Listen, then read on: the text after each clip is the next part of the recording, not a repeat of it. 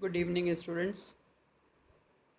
हम निगम प्रतिभूतियों को लास्ट टाइम शुरू कर चुके हैं और उसी का सेकंड पार्ट और फाइनल पार्ट आज पूरा कर रहे हैं, जिसमें आते हैं डिबेंचर्स। निगम प्रतिभूतियों के बारे में पहले भी डिस्कस जो किया था वो ये कि कॉरपोरेट सेक्टर में 3 तरह की सिक्योरिटीज़ या प्रतिभूतियां निर्गमित की जाती हैं स्थायी पूंजी प्रबंधन के लिए, फिक्स्ड कैपिटल फाइनेंसिंग के लिए, यानी जिसके लिए स्थायी संपत्तियां खरीदी जाएंगी उसके लिए जो फाइनेंसिंग होती है वो 3 तरह से या 3 सोर्सेज से की जाती हैं। Number 1 is shares, equity shares, number 2 is preference shares और नंबर 3 डिबेंचर्स।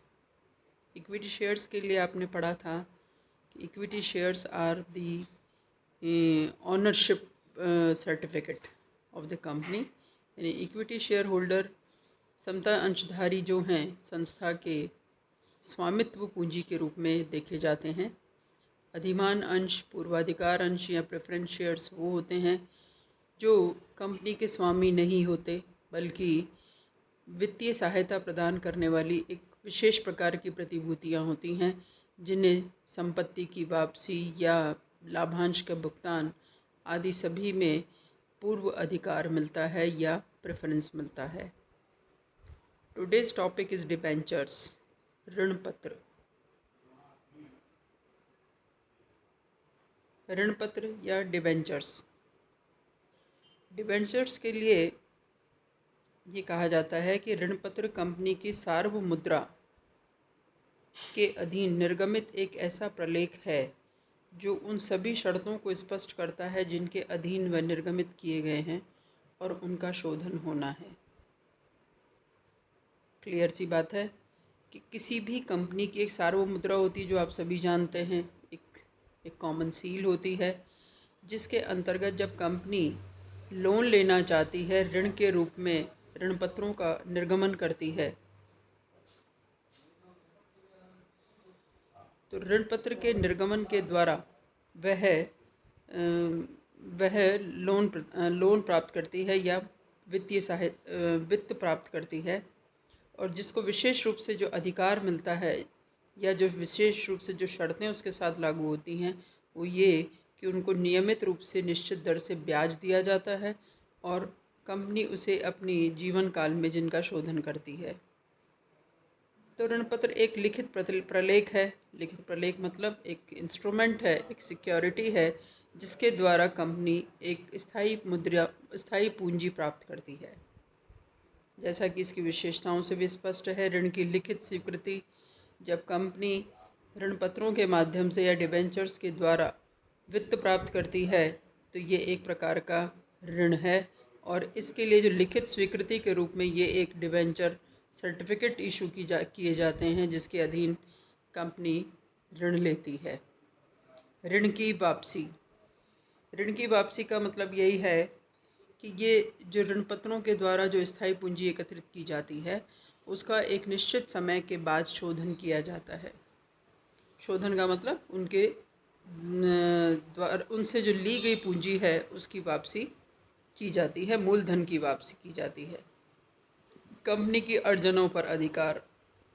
कंपनी के अर्जन का मतलब जो भी कंपनी ने लाभांश या EBIT अर्न किया है, जो अर्निंग्स कंपनी की हुई हैं एक वित्तीय वर्ष में, उसमें सबसे पहला अधिकार ऋण पत्रों पर दिया जाता है ब्याज के रूप में, यानी निश्चित दर से जो ब्याज दिया जाना है वह कंपनी की अर्जनों पर सबसे पहले डिवेंचर होल्डर्स को दिया जाता है।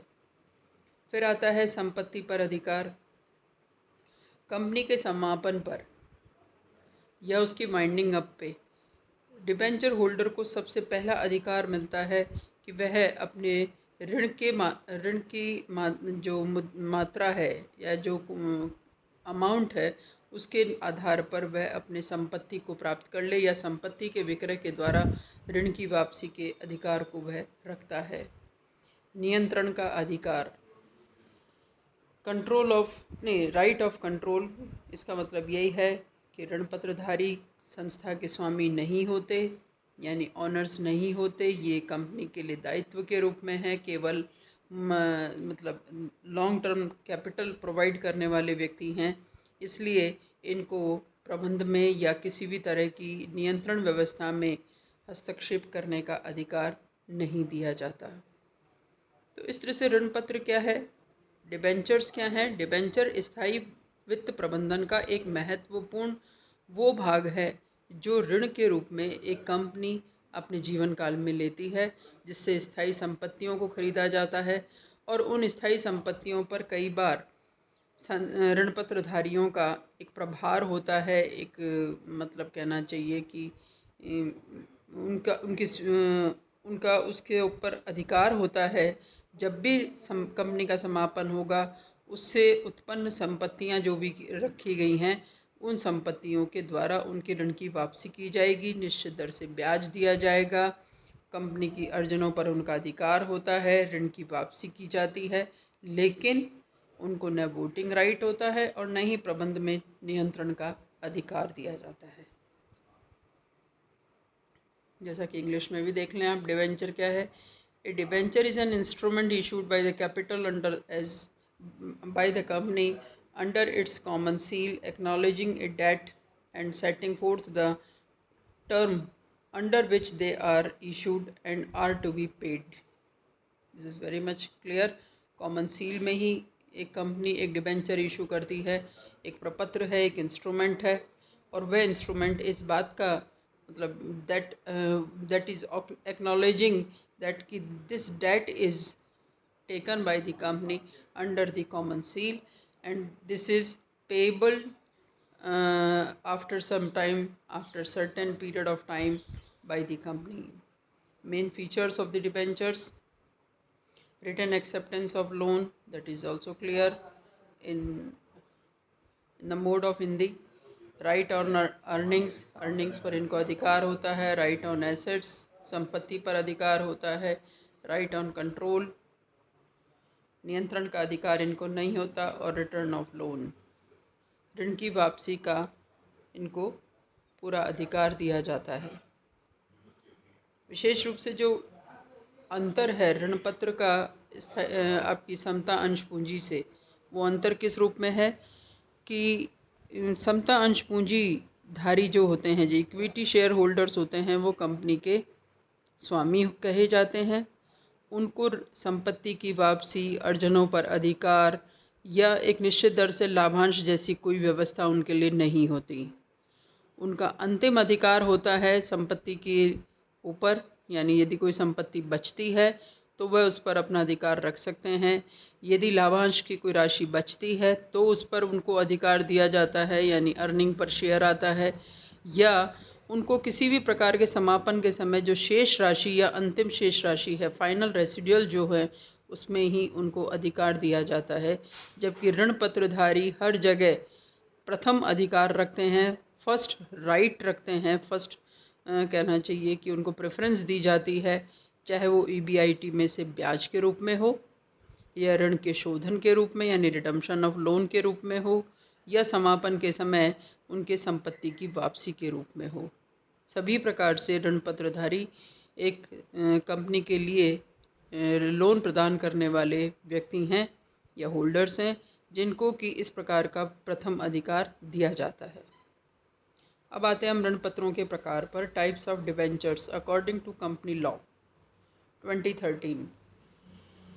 1956 का जो कंपनी लॉ है, उसके बाद नया कंपनी लॉ जैसा आप सभी जानते हैं 2013 बना, और उसमें डिबेंचर्स के टाइप्स को डिफाइन किया गया है. There are certain types of debentures, जैसे अकॉर्डिंग टू सिक्योरिटीज़. हिंदी वाले बच्चे ज़रा इसी फ्लो चार्ट को या इसी डायग्राम को हिंदी में भी मतलब नोट कर लें. टाइप्स ऑफ डिबेंचर्स का मतलब ऋण पत्र के प्रकार. सिक्योरिटी यानी सुरक्षा के आधार पर ऋण पत्र दो प्रकार के होते हैं, सिक्योर्ड और अनसिक्योर्ड, सुरक्षित और असुरक्षित.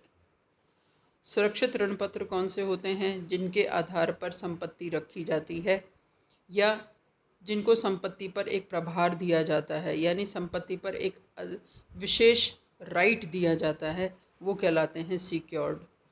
कहने का मतलब जैसे मान लीजिए 2 लाख रुपए के डिबेंचर्स इशू किए गए और 2 लाख रुपए की संपत्ति उसके अगेंस्ट खरीदी गई है, तो वो पर्टिकुलर जो एसेट होगी उस एसेट पर इन डिबेंचर होल्डर्स का पूरा राइट होता है।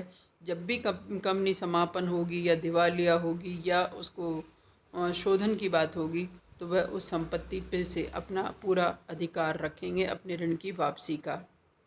यानी संस्था कभी भी उन डिबेंचर होल्डर्स की परमिशन के बिना उस पर्टिकुलर एसेट का क्रय विक्रय या सेलिंग बाइंग या ट्रांजैक्शन नहीं कर सकती। उसको केवल बिजनेस के लिए काम में लिया जा सकता है। अनसिक्योर्ड डिबेंचर्स, असुरक्षित ऋण पत्र कौन से होते हैं? जिसके अगेंस्ट किसी प्रकार की विशेष संपत्ति नहीं होती, अपितु संपूर्ण व्यवसाय की संपूर्ण संपत्तियों पर इनका अधिकार होता है, लेकिन फिर भी कोई विशेष संपत्ति नहीं होने के कारण इनको असुरक्षित कहा जाता है। टेन्योर यानी समय अवधि के आधार पर रिडीमेबल और इररिडीमेबल यानी शोधनीय एवं अशोधनीय ऋण पत्र। रिडीमेबल, शोधनीय या शोध्य जिनको कहा जा सकता है। शोध्य या रिडीमेबल डिबेंचर्स वो होते हैं जिनका कि कंपनी अपने जीवन काल में एक सर्टेन पीरियड के बाद में जिनका शोधन करती है, यानी जिनके ऋणों की वापसी का एक निश्चित मतलब एक प्रोविज़न होता है कंपनी के द्वारा और उनका शोधन कर दिया जाता है, चाहे संस्था के पास उतनी मात्रा में संपत्ति हो या नहीं हो, लेकिन उनका रिडम्पशन आवश्यक रूप से होता है। इररिडीमेबल यानी अशोधनीय ऋण पत्र वो होते हैं जिनका कि कंपनी अपने जीवन काल में अपने लाइफ टाइम में रिडम्पशन नहीं करती, बल्कि जब भी कंपनी का वाइंडिंग अप होगा या समापन होगा तभी उनका रिडम्पशन होता है, शोधन होता है, और उस आधार पर वो अशोधनीय या अशोध्य ऋण पत्र कहे जाते हैं। फिर आते हैं mode of redemption. Mode of redemption का मतलब यही है कि उनके शोधन का तरीका क्या हो सकता है। एक तो होते हैं परिवर्तनशील कन्वर्टिबल, नॉन कन्वर्टिबल मतलब जिनको अपरिवर्तनशील कहा जाता है, और तीसरे होते हैं पार्टली कन्वर्टिबल डिबेंचर्स, यानी जो आंशिक रूप से परिवर्तनशील होते हैं, हिंदी में जिनको कहा जा सकता है। यानी शोधन के भी 3 प्रकार हैं। शोधनीय ऋण पत्रों को हम 3 भागों में बांटते हैं। कन्वर्टिबल का मतलब जिनको कंपनी एक निश्चित समय के बाद समता अंशधारी या समता अंशों में परिवर्तित कर सकती है या करने का अधिकार देती है, that is convertible into equity shares. तो इस तरह से वो एक निश्चित समय तक तो क्या कहलाते हैं? डिबेंचर्स कहलाते हैं, दायित्व के रूप में होते हैं। और दूसरी तरफ जैसे एक certain period of time complete होता है, यानी तब तक वो अपने ऋण पत्रों का शोधन नहीं करते हैं, तो उनको राइट मिल जाता है कि वो अपने ऋण पत्रों को इक्विटी शेयर्स में कन्वर्ट कर लें या परिवर्तित कर लें, इसलिए वो कन्वर्टिबल कहलाते हैं। नॉन कन्वर्टिबल वो होते हैं जिस पर इस तरह का कोई प्रोविज़न नहीं होता, इस तरह का कोई प्रावधान नहीं होता। उनको ऋण पत्रों की तरह ही लिया जाता है और ऋण पत्रों की तरह ही उनका शोधन लास्ट में कर दिया जाता है। उनको कन्वर्टिबिलिटी का कोई राइट नहीं दिया जाता। इसी का तीसरा भाग है पार्टली कन्वर्टिबल डिबेंचर्स, आंशिक रूप से परिवर्तनशील डिबेंचर्स, यानी डिबेंचर होल्डर्स को एक अधिकार ये भी दिया जाता है कि वो अपने कुल ऋण पत्रों में से कुछ ऋण पत्रों का या कुछ डिबेंचर्स का इक्विटी शेयर्स में कन्वर्ट कर ले और कुछ को वो डिबेंचर्स की तरह ही मेंटेन कर ले। दोनों ही फायदे उनको होते हैं। वो स्वामी के रूप में भी, इक्विटी शेयर होल्डर के रूप में भी वो मतलब कन्वर्ट कर सकते हैं अपने डिबेंचर्स को, और कुछ वो डिबेंचर की तरह ही मेंटेन कर देना चाहते हैं, तो उस तरह से उनको पार्टली कन्वर्टिबल डिबेंचर कहा जाता है। तो ये है आज आपका छोटा सा टॉपिक, वेरी इजी, जो आप समझ ही गए होंगे। एक ये ज़रूर है कि आप समता अंशों और ऋण पत्रों में डिफरेंस को ज़रूर पढ़ लेना। बहुत सिंपल डिफरेंस है जो मैंने शुरू में आपको समझा भी दिया कि विशेष प्रकार से ये डेट कैपिटल का पार्ट है और इक्विटी शेयर ऑनर कैपिटल यानी स्वामी पूंजी का हिस्सा का एक महत्वपूर्ण भाग माना जाता है। इस तरह से हम किसी भी संस्था में जब समता पूंजी के साथ ऋण पूंजी को शामिल करते हैं तो वहाँ पर ऋण पत्रों को शामिल कर लिया जाता है या डेट कैपिटल के रूप में इन प्रतिभूतियों को देखा जाता है। और ये ऋण पत्र भी कई प्रकार के होते हैं, कई प्रोविजंस के साथ में इशू किए जाते हैं। और जैसे अभी बिल्कुल नया आया है जीरो इंटरेस्ट बॉन्ड, जिसमें किसी भी तरह का कंपनी कोई मतलब इंटरेस्ट नहीं देती है ऋण पत्रों पर, बल्कि उनको डीप डिस्काउंट बॉन्ड के रूप में भी कहा जाता है।